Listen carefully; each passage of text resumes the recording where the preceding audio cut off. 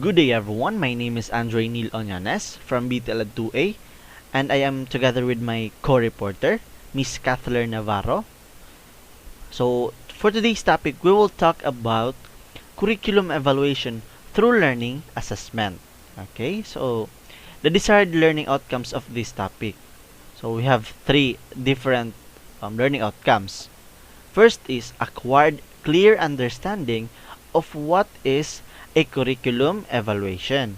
Second is to explain the need to evaluate the curriculum and how it's being done. And the last but not the least is the expanded knowledge about different curriculum evaluation models. Okay? So, lesson 1. What, why, and how to evaluate a curriculum.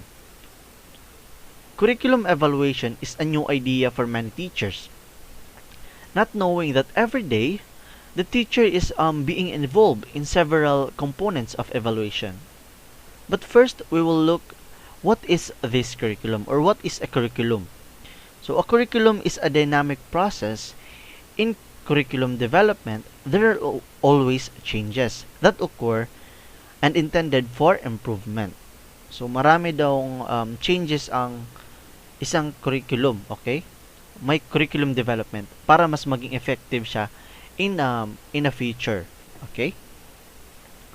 So there are two ways of looking at a curriculum evaluation. First of that is curriculum program evaluation, and it focuses on the overall aspects of a curriculum or the curriculum itself.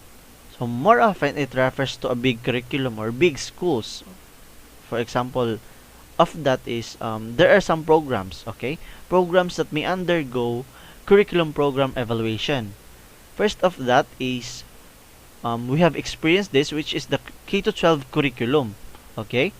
Next of it is integrated science program, teacher education program, at andito rin yung mother tongue curriculum. So ngayon ko lang to nalaman na meron parang mother tongue curriculum, okay? So next of it is the process approach in mathematics curriculum, outcomes-based curriculum in teacher education, and last but not the least is the experiential teacher education. So next way is the curriculum program component evaluation. So it is a curriculum component that includes the separate evaluation of the achieved learning outcomes, curriculum process such as teaching, learning method and strategies.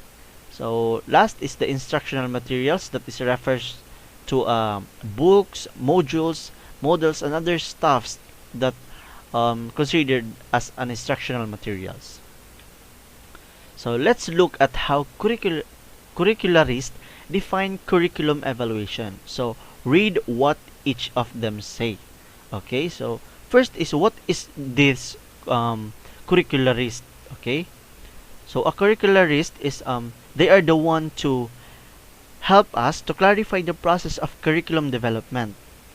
But there are many models of curriculum, okay? Or curriculum evaluation. First of that is Ernst A. and Hankins F. 1998.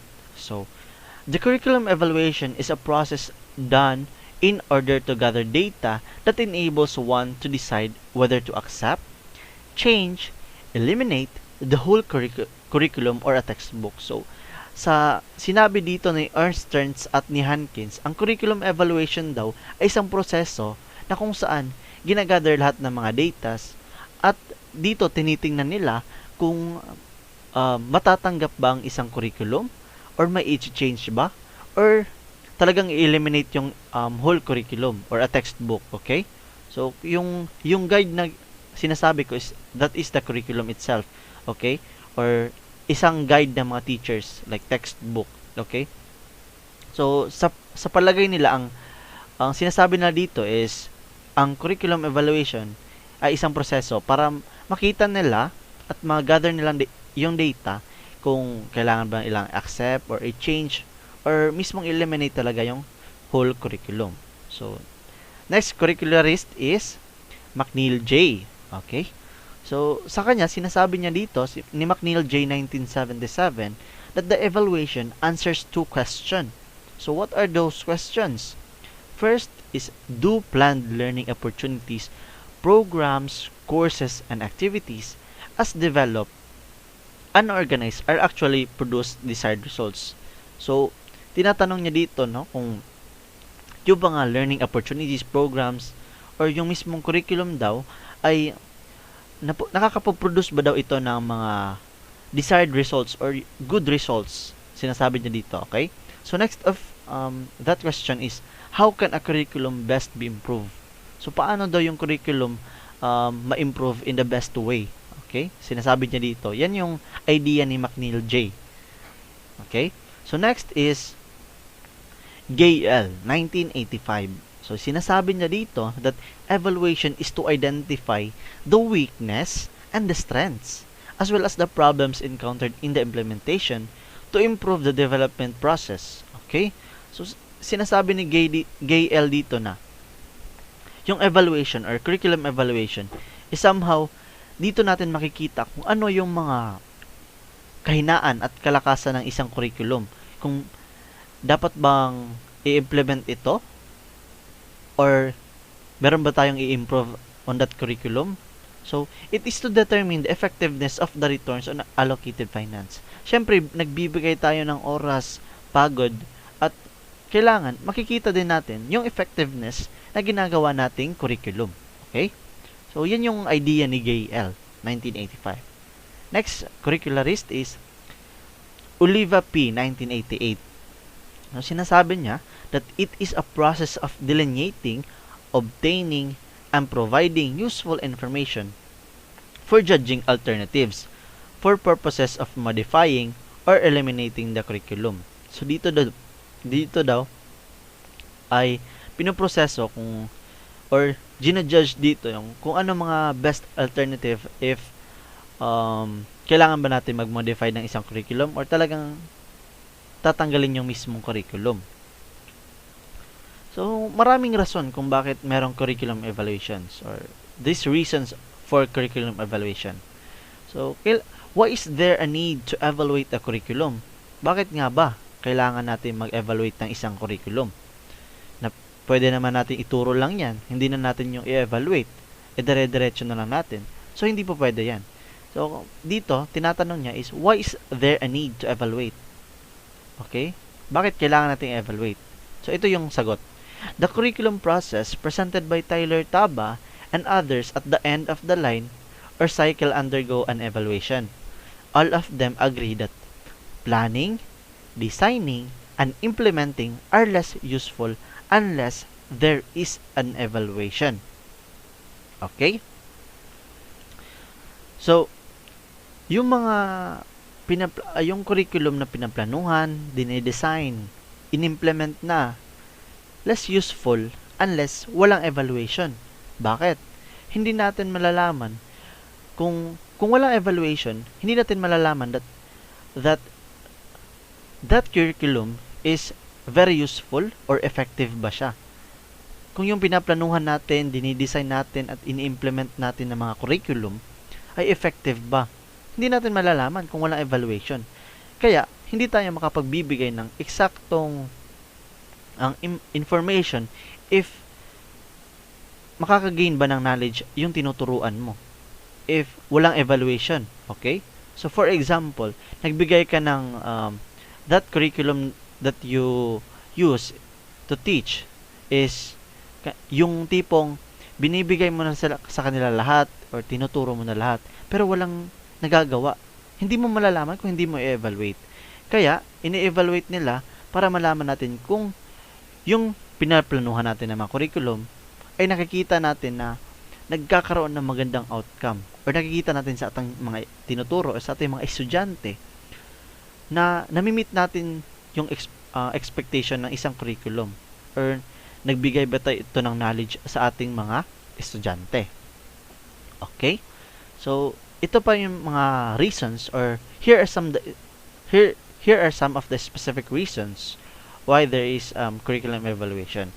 So first of that is curriculum evaluation identifies the strengths and weaknesses of an existing curriculum that will be the basis of the intended plan, design, or implementation. This is referred to as the needs assessment. Okay, dito sinasabi niya na isa sa mga rason na merong curriculum evaluation ay para makita natin yung kalakasan at kahinaan ng curriculum na ina-implement na.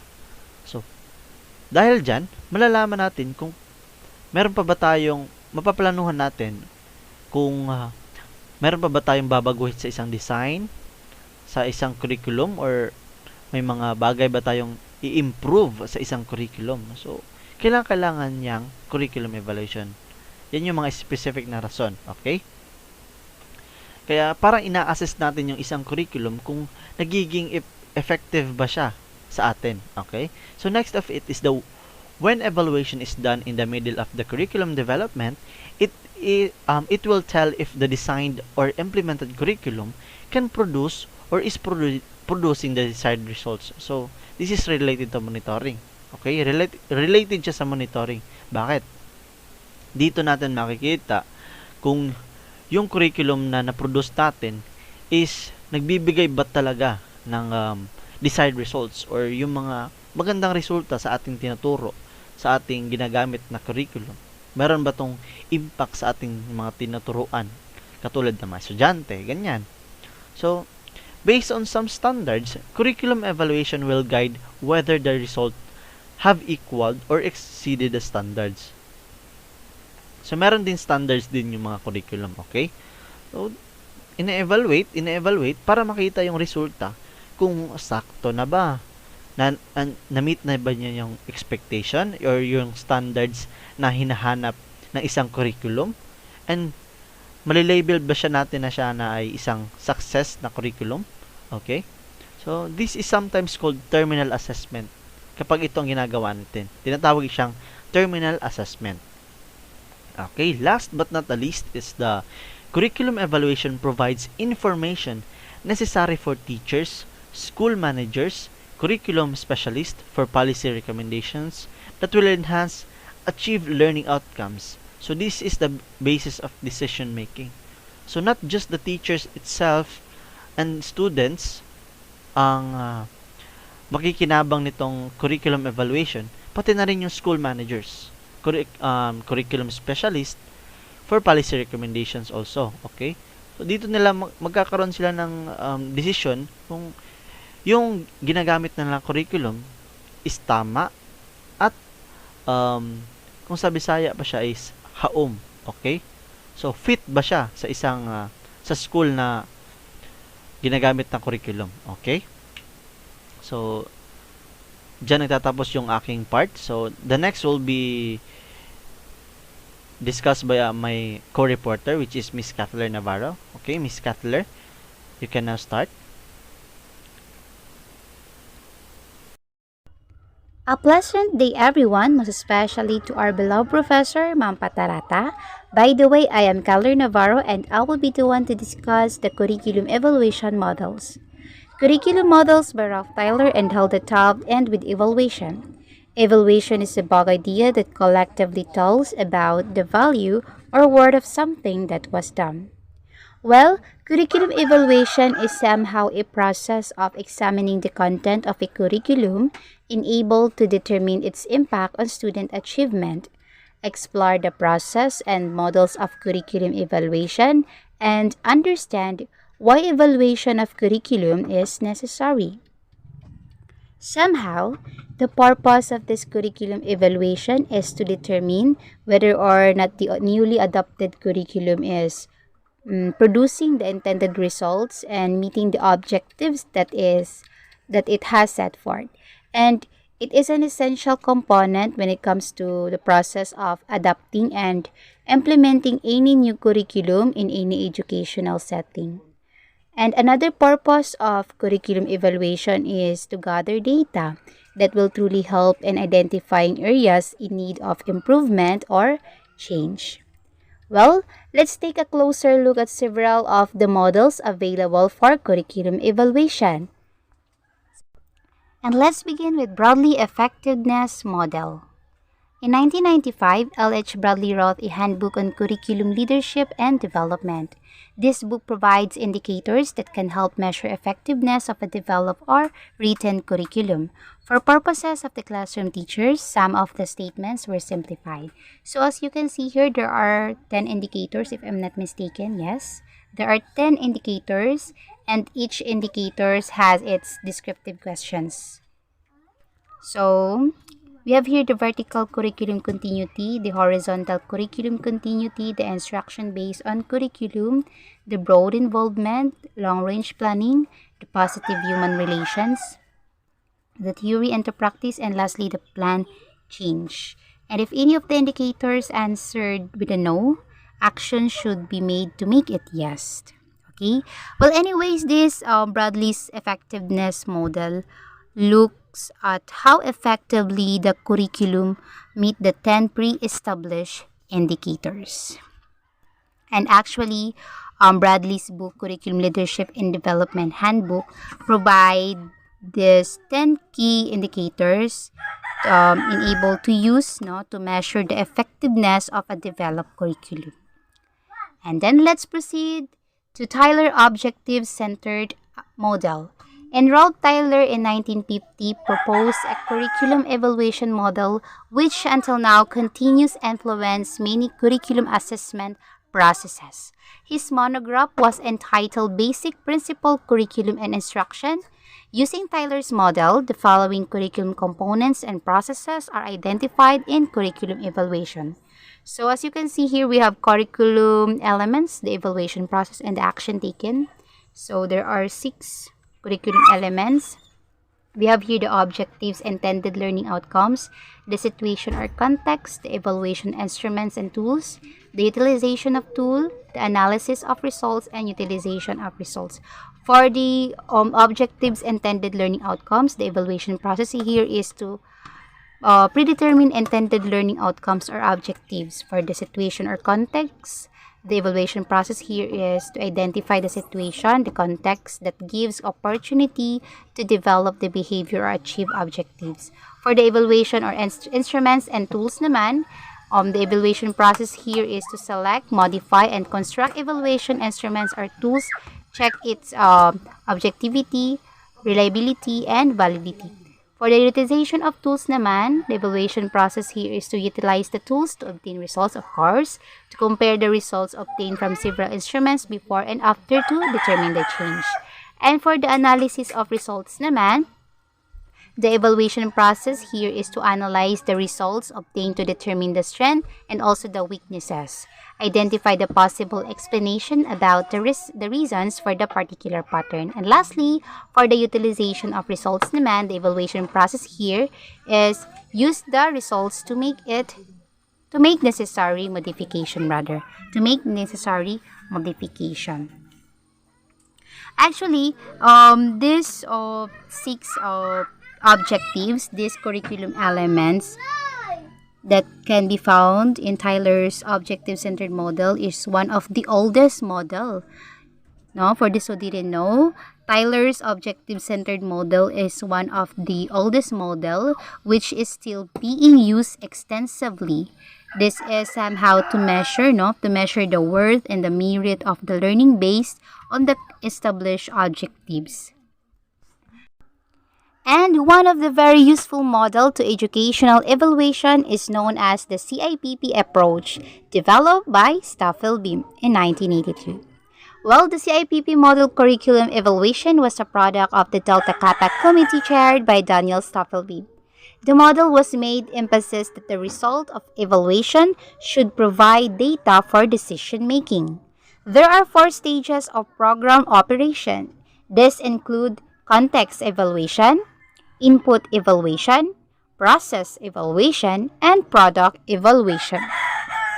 The CIPP model is based on a cycle of planning, structuring, implementing, reviewing, and revising the decisions as per the need.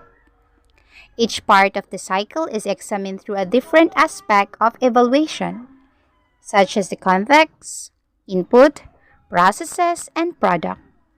Context evaluations assess the needs, problems, assets, and opportunities. while input evaluations assess the alternative strategies, action plans, staffing, and budget needs. And the process evaluation assess show plans are implemented, and the product evaluation naman is to identify and assess the outcomes of the program. The purpose of the CIPP evaluation is not to prove but to improve, and hence is a useful evaluation tool in curriculum or project evaluation. So as you can see here, there are stages of the CIPP model, which are the context evaluation, the input, the process, and the product. And the steps taken in all the stages. Step 1, of course, identify the kind of decision to be made. Step 2, identify the kinds of data to make that decision. Step 3, collect the data needed. Step 4, establish the criteria to determine the quality of data. Step 5, analyze data based on the criteria. And step 6, organize needed information needed for decision makers.